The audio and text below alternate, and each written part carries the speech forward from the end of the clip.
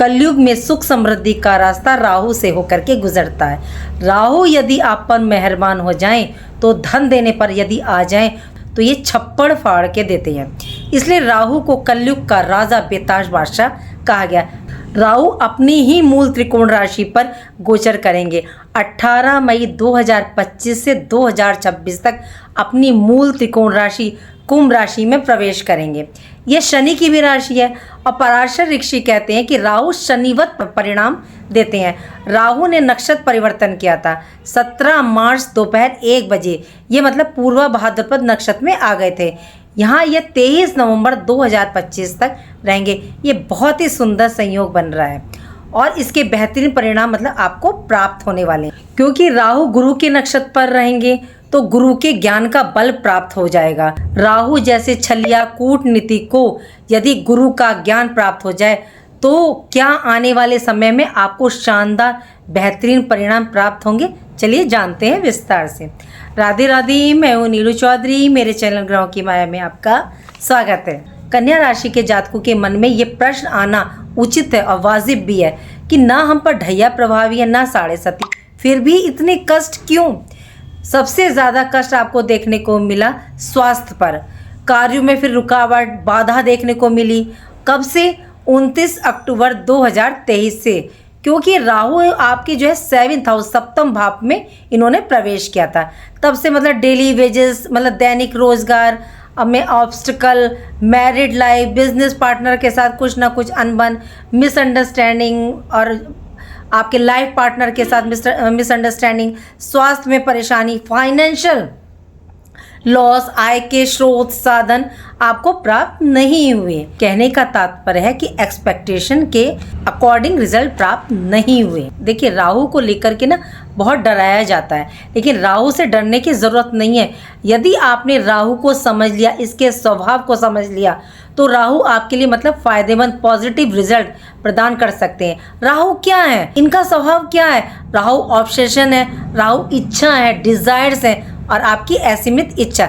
देखिए सपने देखना, इच्छाओं का होना गलत नहीं है, लेकिन ज़्यादा असीमित इच्छाएं गलत हैं। जब हमारी इच्छाएं पूरी नहीं होती तो उनको पूरा करने के लिए हम राह से भटक जाते हैं, मतलब कि गलत रास्ता हम चुन लेते हैं, गलत रास्ते पर चलने लगते हैं। बस यही है राहु, यहीं हमें अपने आप को रोकना है। और यदि आपने स्वयं को रोक लिया तो राहु के भी नेगेटिव रिजल्ट, बुरे परिणाम प्राप्त नहीं होंगे। राहु अपने लक्ष्य की प्राप्ति के लिए हर जुनून तक जा सकता है। वही व्यक्ति अपने लक्ष्य को प्राप्त कर सकता है जो अपने अंदर जुनून को पैदा करता है, वही सक्सेस को प्राप्त करता है। राहु को अपना सिर कटवाना मंजूर था, लेकिन अपने लक्ष्य को उन्होंने अमृत पान करके पूरा किया। अमृत पान करने में जबकि नुकसान भी उनको भुगतना पड़ा, लेकिन उन्होंने अपने लक्ष्य में सफलता हासिल की और वे सफल भी हुए। राहु का नेगेटिव पक्ष क्या है?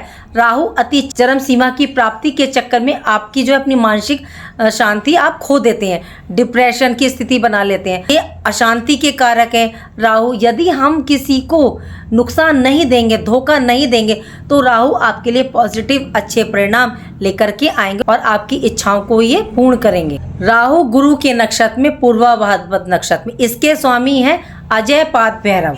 शिव के 5वें अवतार माने जाते हैं। काशी के कोतवाल के रूप में भी प्रसिद्ध हैं। इन्होंने मतलब ब्रह्मांड में स्थिरता व्यवस्था पैदा की थी। राहु इस नक्षत्र में प्रवेश कर चुके हैं तो अब आपको ये स्थिरता प्रदान करेंगे। वैसे राहु जिस भाव में बैठते हैं उस भाव से रिलेटेड ये अस्थिरता प्रदान करते हैं, लेकिन जब इस नक्षत्र पर आएंगे तो स्थिर हो जाएंगे। और राहु 18 मई को राशि परिवर्तन करेंगे और जब अपनी राशि पर आएंगे तो ये अब अपना साम्राज्य स्थापित करेंगे, क्योंकि ये इनकी अपनी स्वयं की राशि मूल त्रिकोण राशि पर प्रवेश करेंगे और ये सोने पर सुहागा रहेगा। गुरु के नक्षत्र में रहेंगे तो श्रेष्ठ परिणाम रिजल्ट आपको प्राप्त होंगे। तो ये किन किन को ज्यादा लाभ प्रदान करने वाले हैं, तो किन किन को इसके लाभ ज्यादा प्राप्त होंगे? एक तो ये विदेश के कारक ग्रह हैं, सोशल मीडिया से जुड़े हुए हैं, कूटनीति के कारक है, फॉरेन ट्रेवल के कारक हैं, sales and marketing, IT, software, science and technology, mass communication के कारक है। इसलिए कलयुग का राजा इन्हें कहा जाता है। ये जो दौर चल रहा है इस दौर पर राहु का सबसे ज्यादा प्रभाव है। कन्या राशि वालों के लिए कैसे परिणाम देंगे? कन्या राशि के जातक यदि टूर एंड ट्रैवल, शिक्षक, प्लानर हैं, IT प्रोफेशनल में है, सेल्स मार्केटिंग में है, सोशल मीडिया इन्फ्लुएंसर है, तो ये ज़बरदस्त लाभ आपको मिलने वाला है, क्योंकि कुंभ राशि काल पुरुष की कुंडली की 11वीं राशि है और ये लाभ स्थान है इच्छाओं की पूर्ति का। तो राहु यहाँ आपकी इच्छाओं की पूर्ति करवा रहे हैं। कन्या राशि को इसका परिणाम रिजल्ट प्राप्त होगा। तो कन्या राशि के लिए राहु देवगुरु के नक्षत्र पर आए हैं, तभी से इनके शुभ परिणाम आपको प्राप्त होने शुरू हो गए। राहु का ये नक्षत्र परिवर्तन मीन राशि से ही शुरू हो जाएगा। 17 मार्च से राहु ने पूर्व भाद्रपद नक्षत्र में प्रवेश कर लिया और ये 23 नवंबर 2025 तक रहेंगे। इसी नक्षत्र पूर्व भाद्रपद में ही राहु 18 मई को राशि परिवर्तन करके आपकी राशि से ये 6th हाउस छठे स्थान पर आ जाएंगे। लेकिन तब तक राहु आपके सप्तमेश पर रहेंगे इसी नक्षत्र में। तो कैरियर में अच्छे रिजल्ट, प्रमोशन, उन्नति, तरक्की, क्योंकि ये दसम से दसम स्थान है 7th हाउस, तो अच्छे रिजल्ट आते हुए दिख रहे हैं। यहाँ विवाह के योग कारक ग्रह भी हैं। तो 18 मई तक जिन जातकों का विवाह नहीं हो रहा था या योग नहीं बन रहा था, तो अब बनता दिख रहा है। यदि आपकी अपनी पर्सनल हॉरोस्कोप चार्ट में योग और दशाएं चल रही हैं तो डेफिनेटली ये योग बनेगा। कन्या राशि के जातकों के लिए यदि आप बिजनेस व्यापार में हैं तो बिजनेस और बिजनेस पार्टनर से ज़बरदस्त लाभ आपको प्राप्त होगा। 18 मई को राहु स्थान परिवर्तन करेंगे, पूर्वा नक्षत्र में आपके 6th हाउस में आ जाएंगे और ये यहाँ राजयोग कारक रहेंगे। राहु 3, 6, 11 में राजयोग कारक होते हैं। 6th हाउस किस चीज़ का? रोग, ऋण, शत्रु का।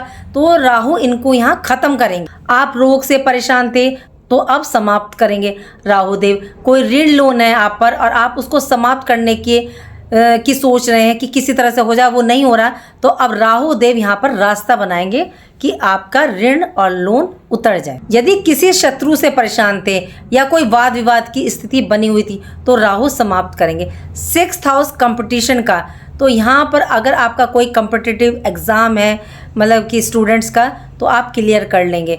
या जॉब के लिए आप कोई मतलब इंटरव्यू दे रहे हैं तो राहु आपको जो है यहाँ विजय दिलवा रहे हैं। लेकिन ध्यान कहाँ रखना है आपने? राहु 6th हाउस में है, कुछ कॉन्स्टिपेशन हो सकता है आपको, पेट संबंधी समस्याएं, लीवर संबंधी, तो खान पान का ध्यान रखिएगा। देखिए लीवर की जो प्रॉब्लम होती है गुरु बृहस्पति से देखी जाती है और ये अभी मीन राशि में है आपकी राहु, तो थोड़ा 18 मई तक तो ध्यान रख करके चलेगा। यहाँ कन्या राशि के जातकों को थोड़ा सा ध्यान रख करके चलना पड़ेगा, खास तौर से 18 मई तक।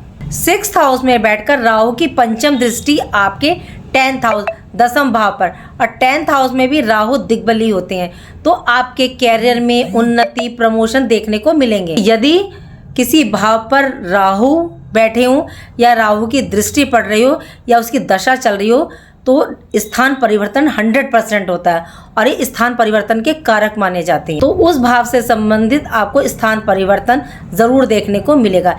यदि आप कैरियर में स्थान परिवर्तन करने की सोच रहे हैं तो ये योग आपका बनेगा। राजनीति से यदि आप जुड़े हैं तो राहु आपके लिए फायदेमंद रहने वाले हैं। 12th हाउस द्वादश भाव पर राहु की सप्तम दृष्टि पड़ रही है। यदि आप विदेश यात्रा करना चाह रहे हैं, एक्सपोर्ट इंपोर्ट का कार्य है आपका, या आप MNC कंपनी, मल्टीनेशनल कंपनी में काम करती हैं, तो आपको यहाँ ज़बरदस्त लाभ राहु दे रहे हैं।